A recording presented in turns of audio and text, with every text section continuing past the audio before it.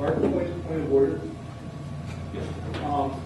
At this time, there's still a lot of work to do. I was wondering, would you go hold on the engineers to see what kind of support you get for the bed and breakfast rather than continue on?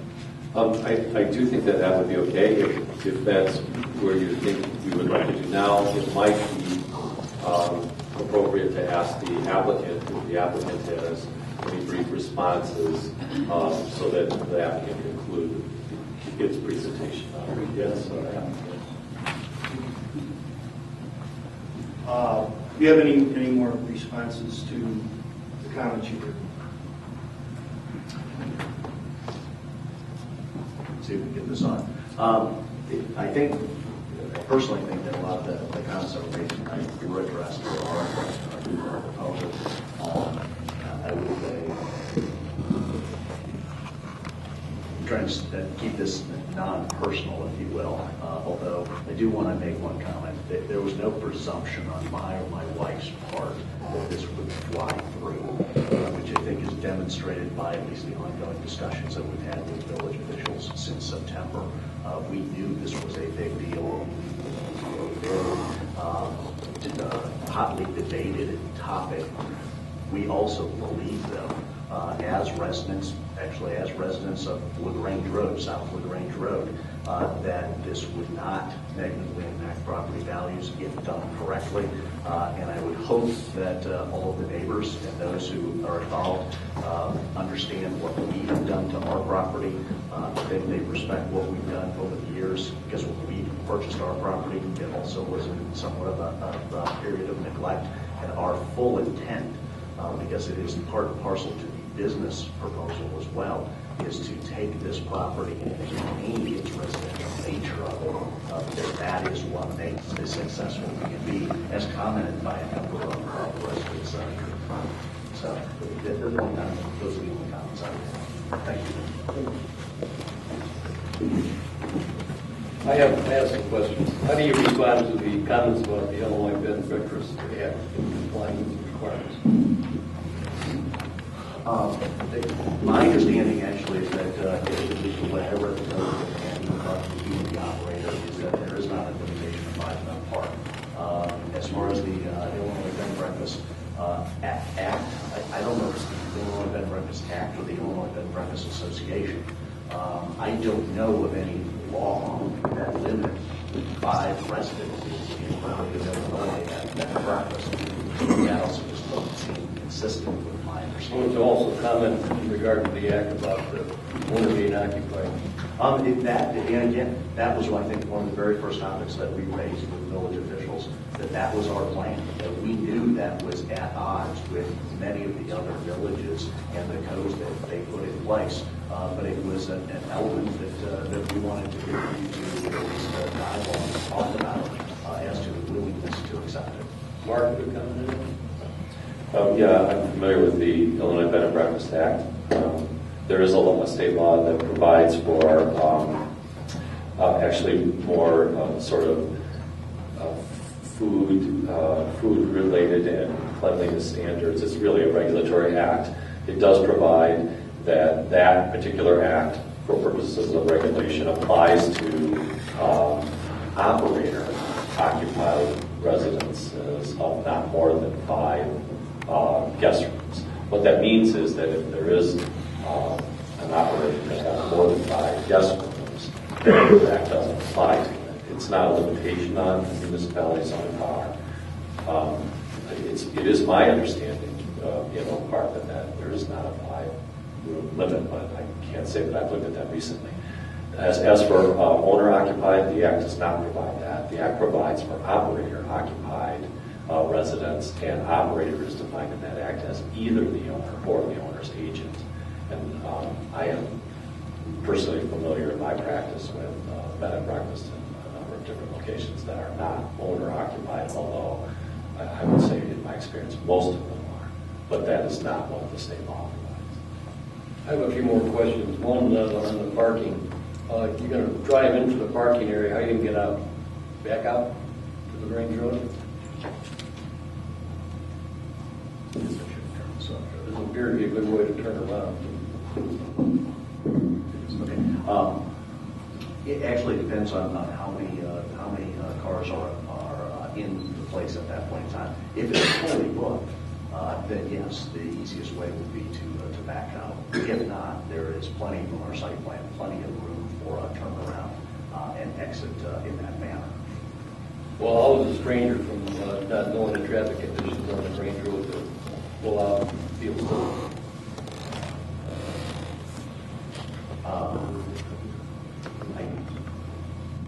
I think it's a concern.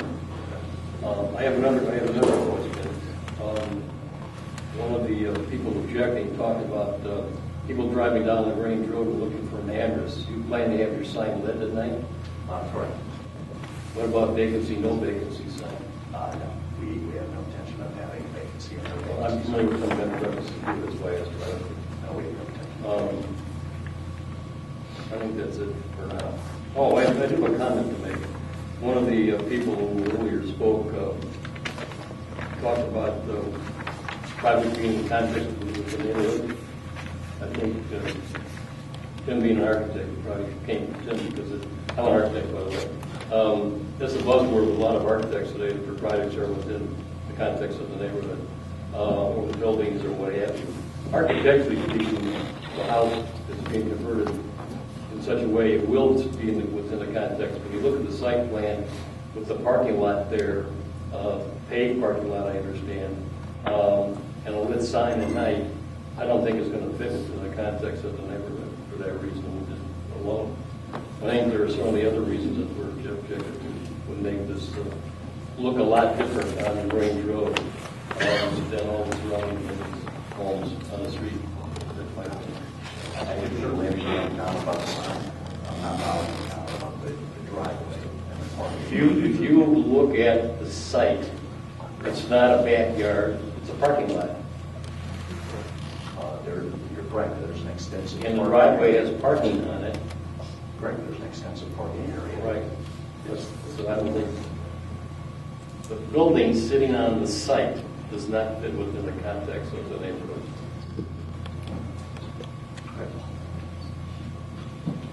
With the comments about the density, number of guests, and the guests above the garage, have you looked at the numbers and whether you could even succeed with 4 or less guests? What that the number would be? Or do you need 6 guests to move forward with this project at all? I don't, my business plan is not based upon or predicated on having full occupancy for 6 guest rooms for all the time. It's actually built on probability of occupancy of each one of them. The 6th room, the one that is the 2nd floor of the coach house, is actually a suite, and my presumption is that it has the lowest occupancy of any of the other rooms. But the space provided itself with the opportunity to create a suite that could actually accommodate a family, some parents and a couple of kids, and therefore we saw that as a positive opportunity to further expand the potential guests that would frequent the location.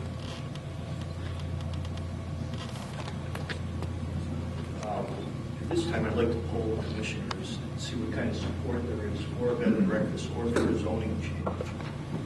Just let me know if you'd be in support of it or not in support of it, so we can determine whether we're going to go on with it. Not in support. None. I'd like to see the process go further.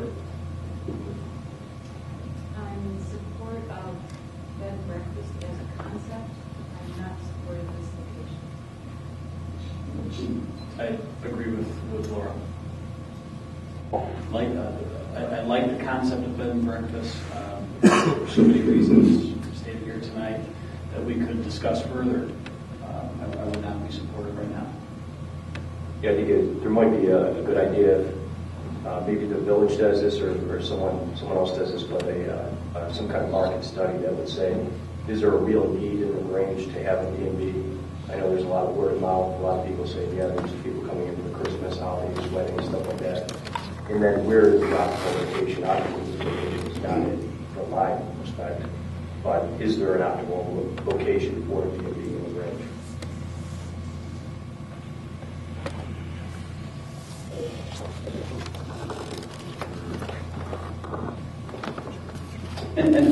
Because to be fair to Tom, I don't want to sit here and say no and not articulate kind of what's going on in our head, what's going on in our head right now.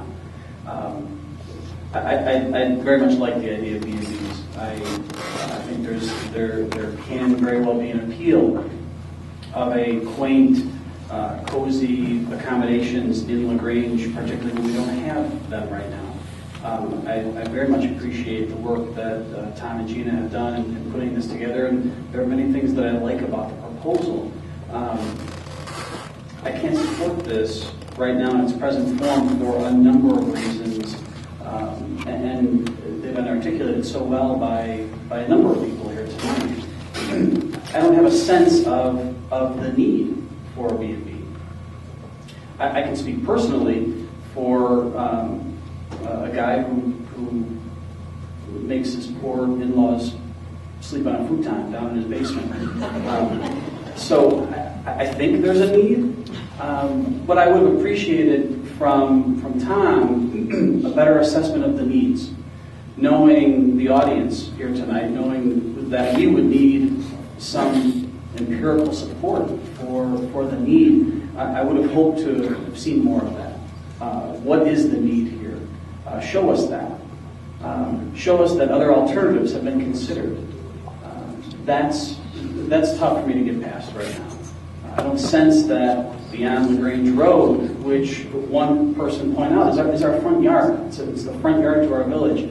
Why that's the only place for a B&B? What are the alternatives? I'd like to explore that as well, because I'm not terribly excited about a B&B in our front yard. A number of other things that I think have gone unanswered. Several people, Bob Brogan, Kelly Ferguson pointed out very well the safety to our children. I would have hoped to have seen that in the proposal tonight, knowing that there are kids littered throughout that area and throughout LaGrange. What is being done to protect their safety from strangers who don't live here? So for a number of reasons, I would have hoped for more, because like others have pointed out, to me there has to be quite a compelling reason to change the code. As much as I like the concept of B&Bs, there really has to be something compelling here, and I'm just not seeing that. On the flip side, I think we need to be open to the concept of B&Bs, and I'm a little skeptical of those who, on the other side, that aren't sharing with any kind of empirical evidence to us that this is going to decrease property values and otherwise wreak havoc on our neighborhood. I have the sense of B&B being a destination for parents coming to visit their children, grandparents coming to see their grandchildren. B&Bs, and maybe I have the stereotypical view, they're typically not places where you're going to find a drug dealer moving in to spend 14 days at a B&B. That's not going to be the reality. They're going to be very, very good people staying at these B&Bs. And so I think there's a lot of good things to be said for this. So I think we need to be, on the other side, I think we need to be open to this concept and not be so quick to push this away because it's going to be in my backyard. What I'm hearing is there's not a lot of support for the B&B at this location. And if there is no support for the B&B at this location, there's no sense in going on with the amendment, because we don't have a B&B then. We don't need the amendment. Would you agree? I would agree. But I agree with Jeff that sometime along the way here, it's going to probably come up again, and I think we're going to have to address it again. Yeah, we will. Get answers to a lot of these questions. But I don't think in this case it's going to fly. So what I need then is a motion to deny the application. So moved. We have a second. Can we get that more words, please? Exactly what are We're denying this everybody in the application. audience can understand. All right, we're denying the application for a bed and breakfast at 232 South LaGrange Road. Also, we're denying a change to the zoning code to allow for bed and breakfast. Now, what? So moved. Have a second. Roll call vote, please. Commissioner Novak? Aye. Commissioner Pace? Nay. Commissioner Ray? Aye. Commissioner Wyra? Aye. Commissioner Williams? Aye. Chairman Karnatsky? Aye.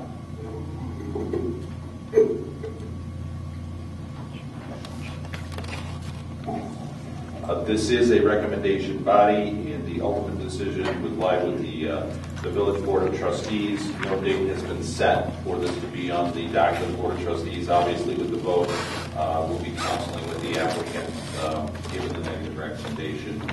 So if you want to check it with our office, if the development plan has been scheduled for future meetings, we certainly do that. And I certainly want to thank you all for coming this evening and participating in the discussion.